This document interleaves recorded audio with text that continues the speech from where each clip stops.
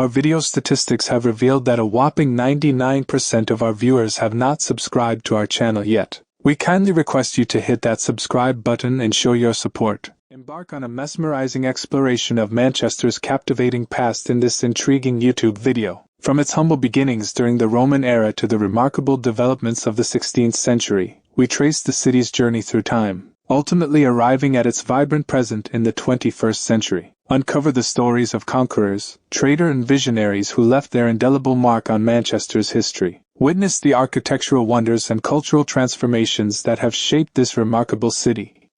In approximately 80 AD, the Roman army constructed a wooden fort on a plateau located roughly 1 mile south of the current cathedral, marking the inception of Manchester. This plateau, resembling a breast, was named Memutium by the Romans. Around 200 AD, the fort was reconstructed using stone, leading to the development of a nearby civilian settlement. The soldiers stationed at the fort played a crucial role in creating a market for the goods sold by the civilians, including shoes and wine. However, in 407 AD the Roman army departed from Britain, resulting in the disappearance of the civilian settlement. Consequently, the stone fort in Manchester gradually fell into disrepair and ruins.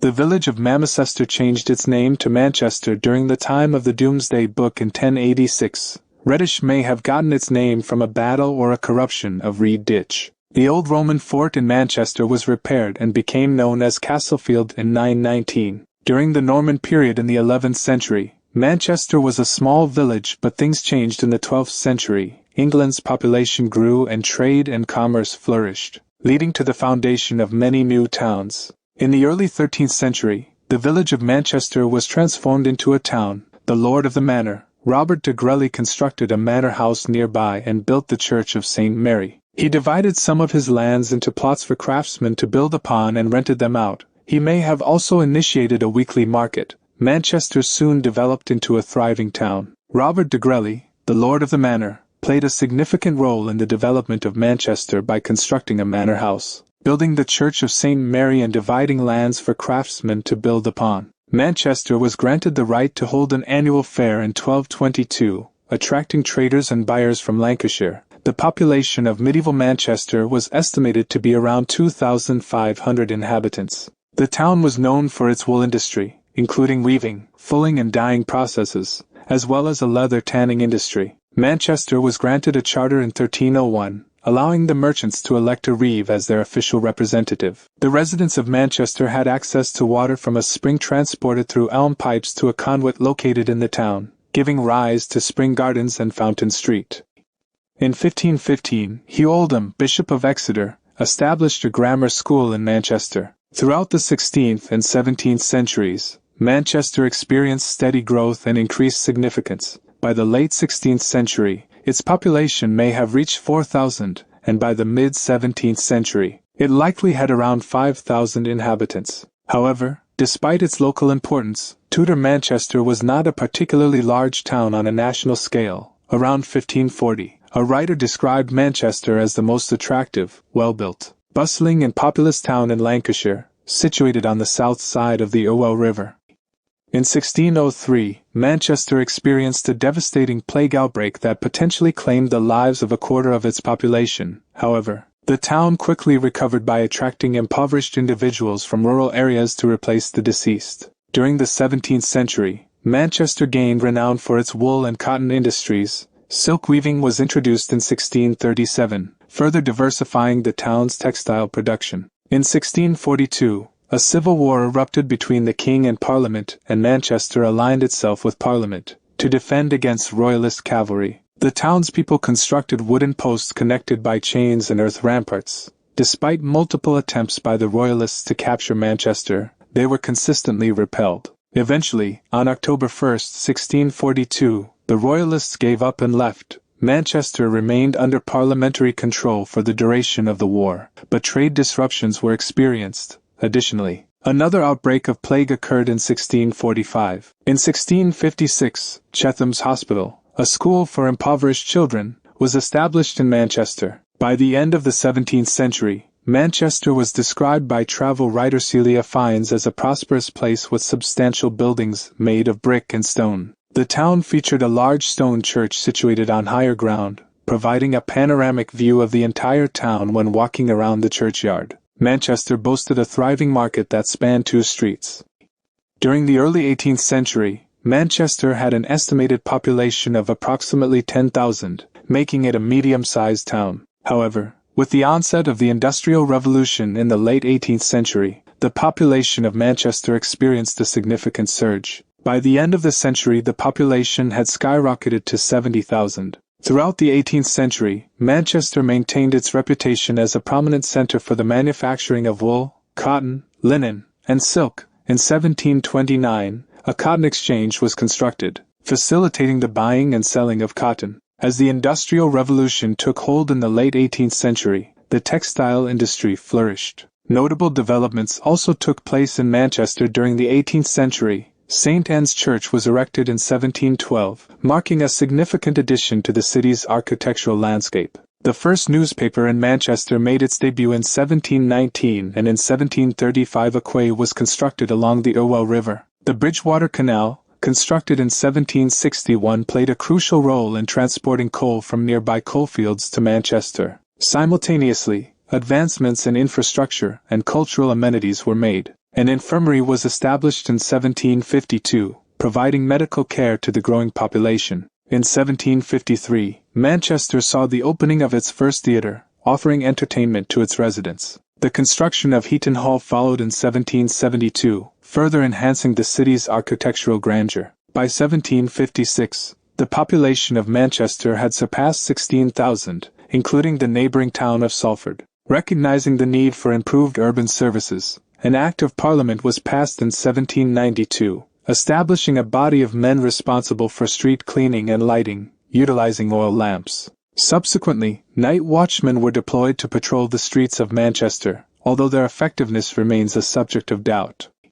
On August 16, 1819, a significant event took place in Manchester's history. A massive crowd of tens of thousands gathered at St. Peter's Field to listen to radical speakers, including Henry Hunt. The local magistrates, alarmed by the situation, dispatched the Manchester Yeomanry to apprehend the speakers.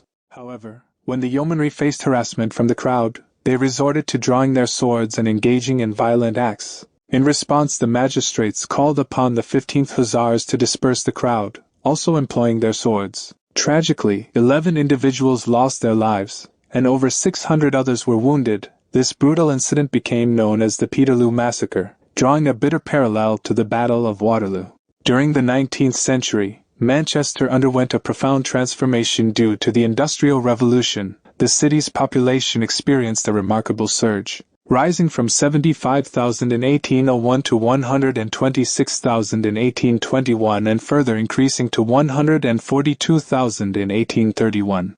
In 1816, a water company initiated the supply of piped water through iron pipes, albeit only accessible to those who could afford the connection. The 1820s witnessed the introduction of gas street lights, further enhancing Manchester's urban development. Similar to other towns in the 19th century, Manchester grappled with deplorable slums, unpaved streets, and heaps of rotting vegetables and other waste were a common sight. The removal of such waste occurred sporadically, with the intention of selling it as fertilizer. The use of cesspits, which were infrequently cleaned, was prevalent among the population. The most wretched living conditions were found in cellar dwellings, where entire families resided in cramped single-room cellars. These dwellings often lacked furniture, and individuals slept on piles of straw. Damp and poorly ventilated, these cellars became breeding grounds for diseases. In 1832, a cholera epidemic claimed the lives of 674 people in Manchester. Nevertheless, amidst these dire circumstances,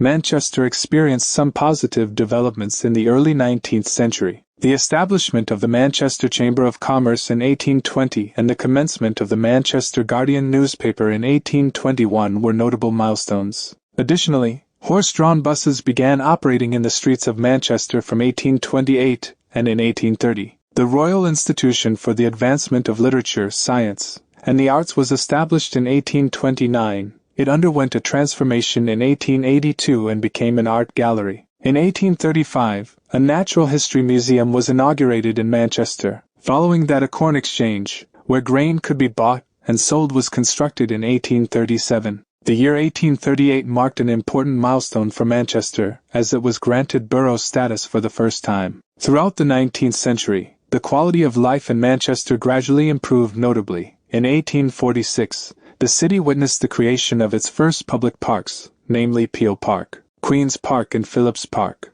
In 1845, the responsibility for waste removal and sewage management was assumed by the Manchester Council. During that era, some individuals had cesspits while others utilized buckets with grids at the bottom. The urine would seep into the soil, while the solid waste was collected. At night, a horse and cart would come around and men would remove the waste, prompting residents to keep their windows closed. Additionally, in 1851 the council took over the town's water supply. The Church of St. Mary was elevated to the status of a cathedral in 1847, and a tower was added in 1868. During the early 19th century, Manchester gained worldwide recognition as a prominent manufacturing hub. The production of wool, silk and cotton thrived, and a significant number of workers toiled in the mills for 12 hours a day. The city also boasted a flourishing papermaking industry and iron foundries. By 1851 the population of Manchester had soared to 186,000 residents. In the late 19th century the city experienced an influx of Jewish immigrants fleeing persecution in Eastern Europe,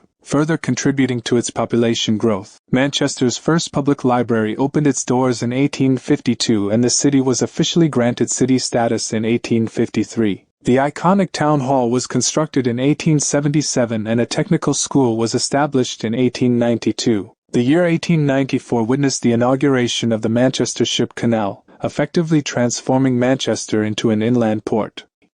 The John Rylands Library was established in 1900 and later merged with the University Library in 1972. Manchester University, founded in 1903, saw significant developments during this time. In the same year, the council acquired Heaton Park. The construction of the Central Library took place in 1934, followed by the extension of the Town Hall in 1938. During the early 20th century, Manchester experienced a shift in its industrial landscape. While traditional industries like cotton faced a decline, new sectors such as flour milling, biscuits, and breakfast cereals emerged. The engineering industry also suffered during the Great Depression but saw a revival during World War II. As the century progressed, manufacturing declined, making way for service industries like education and finance. Tourism became a prominent industry in Manchester during the late 20th century. The Museum of Science and Industry opened its doors in 1969, followed by the Museum of Transport in 1979. In the 1980s, Castlefield was transformed into an urban heritage park featuring a reconstruction of the Roman fort. The GMEX Center and the People's History Museum were established in 1986 and 1994 respectively. The Arndale Center,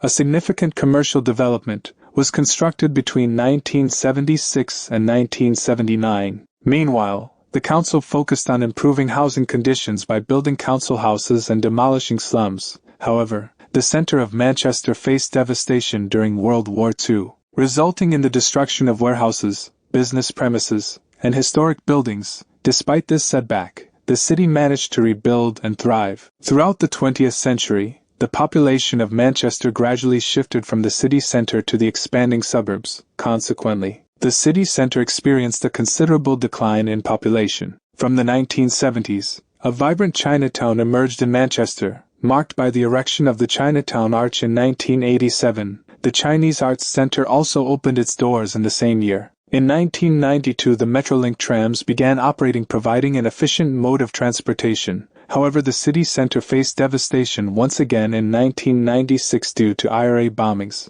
Nevertheless, Manchester demonstrated resilience and successfully rebuilt itself. The Trafford Shopping Centre, a major retail hub, opened in 1998. Manchester, a city that has thrived in the 21st century, has witnessed a decline in its old manufacturing industries while its service sectors have flourished. Notably, the year 2000 marked the opening of the esteemed Lowry Art Gallery, followed by the construction of the iconic Beetham Tower in 2006. Furthermore, the Civil Justice Centre received its official inauguration by Her Majesty the Queen in 2008, adding to the city's architectural marvels. As of 2024, Manchester's population stood at 551,000. Reflecting its continued growth and appeal.